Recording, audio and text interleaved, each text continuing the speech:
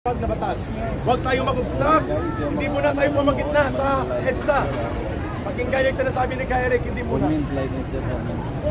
Klaro tayo doon na. Hindi muna. Dito muna tayo sa gilid. Pangalawa, kapag mang-aresto sila, do not resist. But i-document natin. Ay, sabi kay Eric manalangin. Kay Eric, manalangin mo na. Pinapatalsik si Joseph Estrada dito sa area na ito. Pero ang core group sa likod doon, mga komunista, mga kasama.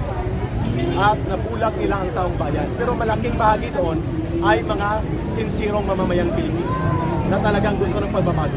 Pakinggan natin si Brother J.M. Morales sa kanyang ilang guidance in kaso ano po ang mga mangyayari at ano po ang ating gustong gawin, bakit tayo nandito sa EDSA. Katahimikan please. Ay, tahimik muna, tahimik. Kaya pa ang hindi namin hangad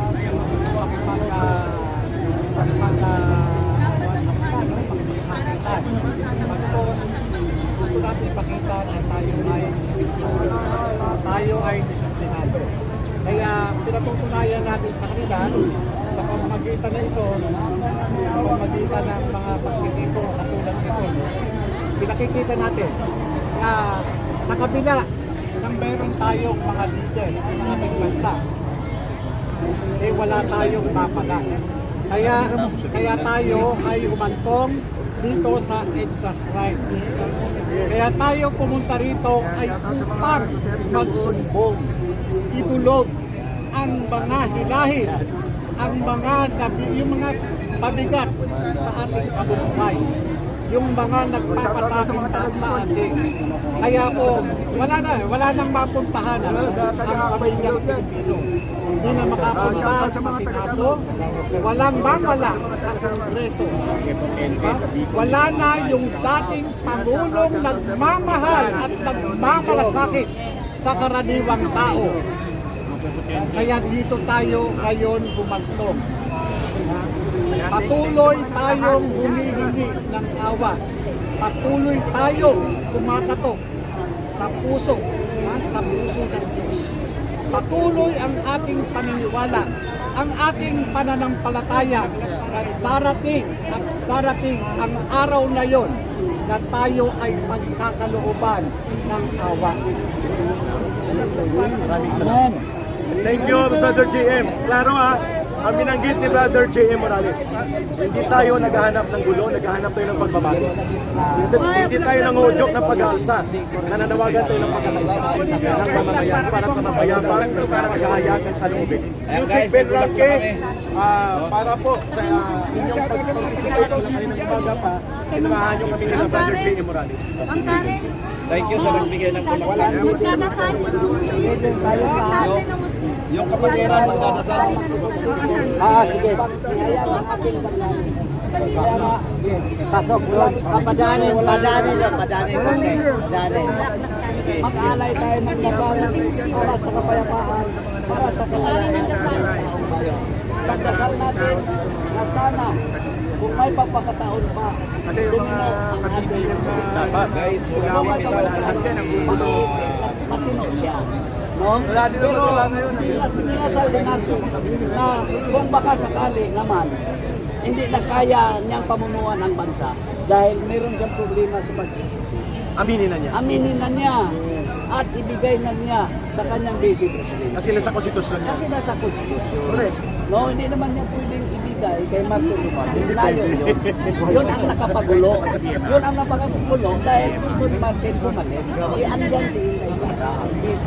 Diba? Binoto siya sa binoto natin sa taong bayan. Correct. So kailangan dahil alam ng taong bayan na ang tinulungan nating Presidente SBBM hindi makapag-perform ng kanyang trabaho isip Presidente, hindi niya kaya. Ngayon, bumaba siya. Yung ipagdasal. At yan ay hindi illegal na panawagan. Illegal na panawagan. Nasa saligang batas Kasi yan. nakikita naman natin, sa lahat sa DDS, ang pagkatao ni Presidente, walang ano, kaya mamuno. Walang kaya talaga. Kapag hindi na. Ito, Malala na. sir, yan ang hilingin natin kay Presidente. Pwede maka-request Mr. para President, harap naman sa huwag dito. na ninyo kami Para bigyan ng sakit kami ng ng At huwag nang palubhain ang at huwag nang krisis. palubain ang krisis. Alam na, total, binoto ka naman namin. Total, ikaw man ang binoto namin. Pero, Kung hindi mo kaya, talagang Amin. nakikita na din namin na hindi mo kaya. Aminin. Yusik Benranque, pakinggan po natin mga kababayan, bigyan natin ng paggalang din ang pananampalataya ng ating mga Muslim brothers and sisters. May representante po sila dito. Thank you Yusik Benranque and Brother JM. Pakinggan natin ang ating kapatid mula sa Bangsamoro people at sa Muslim brothers and sisters community. Harap dito, sir. Bismillahirrahmanirrahim.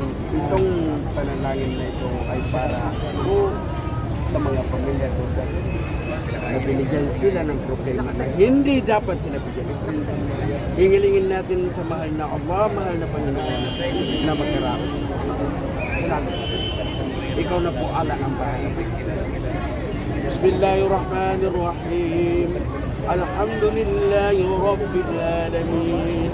الرحمن الرحيم مالك يوم الدين إياك نعبد وإياك نستعين اهدنا الصراط المستقيم صراط الذين أنعمت عليهم غير المغضوب عليهم ولا الضالين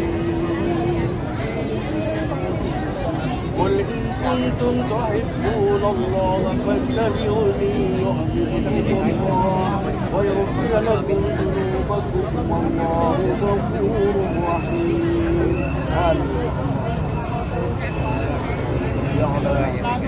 Ya Allah tulungan mo kami. Magkindi. Magkalabas na po. Magkuha mo ang lahat ng pangarap ng bayan sa Panginoon. Hihilingin namin na mapalitan ito sa Presidente ng Pilipinas. Dahil na po ako na kami po yung sa Baclaran. Amen. Okay. Salamat. Announcement mga kababayan, hanggat kaya natin manatili ng mapayapang pagtitipon dito sa EDSA Shrine, hindi tayo magkakalat ng anumang basura, hindi tayo magsasagawa ng anumang hakbang na marahas, hindi magsasagawa tayo ng mapayapang pagpapahayag, simpleng programa at simpleng paglalabas ng saloobin ng mamamayan. Yun pong gagawin natin sa ating mapayapang pagtitipon na isang konstitusyonal na karapatan ng bawat Pilipino.